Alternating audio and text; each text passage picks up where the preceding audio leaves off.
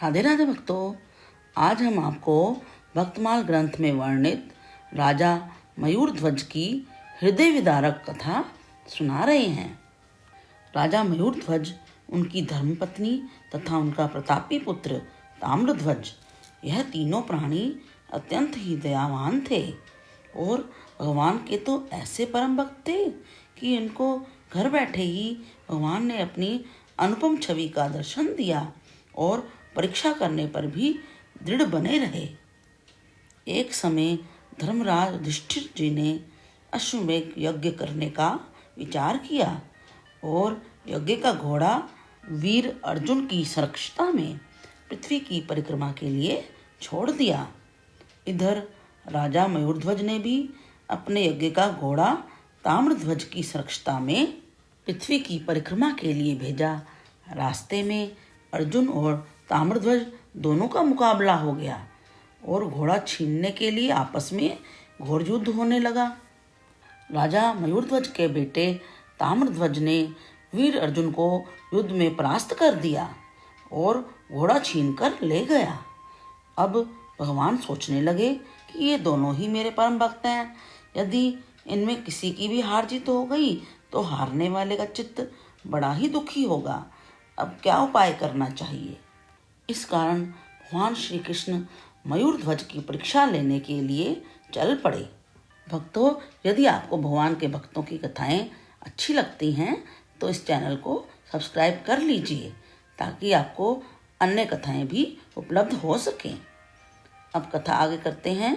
मयूरध्वज की परीक्षा लेने के लिए भगवान ने स्वयं ब्राह्मण का रूप बनाया और अर्जुन को एक 12 वर्ष का बालक बनाकर साथ में लेकर चले तथा राजा मयूरध्वज की यज्ञशाला में पहुंच गए।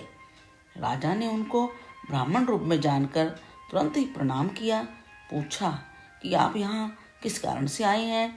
महाराज, आपकी क्या अभिलाषा है, सो कहिए।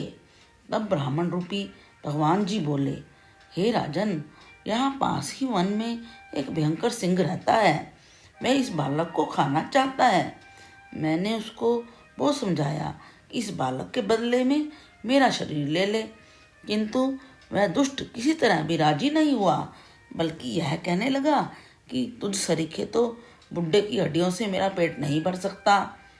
बहुत प्रार्थना करने पर उसने यह बात कही कि यदि राजा मयूरध्वज का आधा शरीर भी मेरे भोजन के वास्ते मिल जाए तो मैं इस बालक को जिंदा छोड़ दूंगा। इसी कारण हे राजन, मैं आपकी सेवा में उपस्थित हुआ हूँ। इस बालक को आप बचाएं या मरने दें। ब्राह्मण की बात सुनकर राजा सोचने लगा कि यह शरीर तो नाशवान है, एक दिन अवश्य ही नष्ट होगा। फिर यदि इस समय शरीर का आधा अंग देने से इस बालक की रक्षा हो जाएगी तो इससे उत्तम दूसरा क्या प्रोपार हो सकता है। राजा यह सोच ही रहा था कि ब्राह्मण फिर बोला, महाराज, एक बात और कहना भूल गया।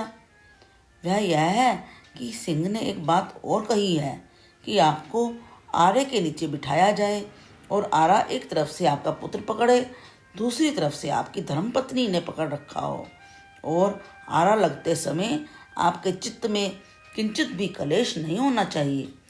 इस प्रकार से आपके कटे हुए मांस को खाकर ही संतुष्ट होऊंगा। राजा ने यह सब बातें मान ली। तब ताम्रध्वज ने ब्राह्मण से कहा कि महाराज, बेटे और बाप में तो कोई अंतर होता नहीं है, क्योंकि शास्त्र अनुसार बेटा भी बाप का ही स्वरूप है। यदि आप मेरे शरीर का आधा भाग ले जाएं तो अच्छा है। ब्राह्मण बोला कि राजकुमार, आपने जो कहा सो तो ठीक है, किंतु आप राजा तो नहीं हैं, आप तो केवल राजा के स्वरूप है ना। तब राजा की भार्या ने कहा, हे भगवान, स्त्री भी तो पति की अर्धांगिनी कहलाती है। क्या मेरे शरीर के मांस से वह सिंह संतुष्ट नहीं होगा?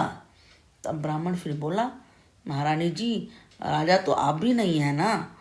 इसके बाद राजा ने एक आरा मंगवाया और वह स्वयं आरे के नीचे बैठ गया। तब ब्राह्मण रूपी भगवान ने राजा की पीठ की तरफ तो उसकी पत्नी को खड़ा कर दिया और आगे राजकुमार को खड़ा कर दिया। राजकुमार को आगे खड़ा करने का यही कारण था कि जब राजकुमार आरे से राजा का शरीर चीरेगा, उस समय दोनों में प्रेम उत्पन्न हो जाएगा, और प्रेम उत्पन्न होने पर चित्त दुखी होगा, और ऐसा होने पर राजा की प्रतिज्ञा भंग हो जाएगी। लेकिन यहाँ तो कुछ भी ऐसा नहीं हुआ। राजा बड़े आनंद से बैठा रहा और दोनों माँ बेटे प्रसन्नचित्त राजा के शरीर को आरे से चीरने लगे। आखिर जब आरा सिर को चीरता हुआ राजा की नाक के पास पहुंचा तो अचानक राजा की बाईं आंख से आंसू बहने लगा। यह देखते ही ब्राह्मण तुरंत बोल उठा, रहने दो, अब इस मांस का चीरना व्यर्थ है, क्योंकि राजा के हृदय को दुख होता है। इस कारण यह शरीर अब हमारे किसी काम में नहीं आ सकता। राजा यह सुनकर बोला, महाराज शांत होइए, क्रोध करने का कोई कारण नहीं है। इस समय बाईं आंख से आंसू आने का केवल यही कारण है कि मैं सोच रहा हूँ कि मेरा दायां अंग तो सार्थक काम में लगा हुआ है, जिससे इतना परोपकार हो रहा है, लेकिन मेरा बायां अंग बड़ा ही अभागा है, जो किसी भी काम नहीं आ पाया। राजा का ऐसा भक्ति भाव देखकर आनंद कंद भगवान तुरंत ही अपने असली रूप में प्रकट हो गए और राजा के ऊपर से आरा हटाकर अपनी छाती से लगा लिया। इस प्रकार से राजा को भी घर बैठे ही भगवान के दर्शन हो गए। फिर भगवान बोले, हे राजन, मैं धर्म में आपका ऐसा दृढ़ निश्चय तथा प्रेम देखकर अत्यंत प्रसन्न हूँ। इस वास्ते आपकी जो इच्छा हो सो वर मुझसे मांग लीजिए। राजा ने भगवान के ऐसे प्रेम भरे वचन सुनकर हाथ जोड़कर कहा, हे नाथ, जब साक्षात भगवान मेरे ऊपर हृदय से प्रसन्न है तो फिर अब मैं और क्या मांगूं? मेरी तो केवल एक ही इच्छा है कि इस दास की प्रीति आपके चरणों में दिन दूनी और रात चौगुनी बढ़ती रहे। और दूसरी प्रार्थना ये है कि अब कलयुग ने आगमन किया है। इस युग में किसी की कठोर परीक्षा करना उचित नहीं है। भगवान ने जब राजा को हृदय से लगाया तो उसके घाव इत्यादि सब उसी समय ठीक हो गए। अब भगवान ने राजा की दोनों प्रार्थनाएं सुनकर हंसकर कहा, एवमस्तु, अर्थात ऐसा ही होगा। अनंतर अर्जुन से राजा मोरध्वज की मित्रता करा दी और अर्जुन का घोड़ा वापस दिलवा दिया। देखा आपने, भगवान अपने भक्तों की परीक्षा तो लेते हैं परंतु बाद में वरदान भी दे देते हैं। यदि इस कथा ने आपके दिल को छुआ है तो इसे अन्य लोगों को शेयर कीजिए। Please like, share and subscribe. Hare Krishna Krishna Krishna Hare Hare, Hare Ram Ram Ram Hare Hare.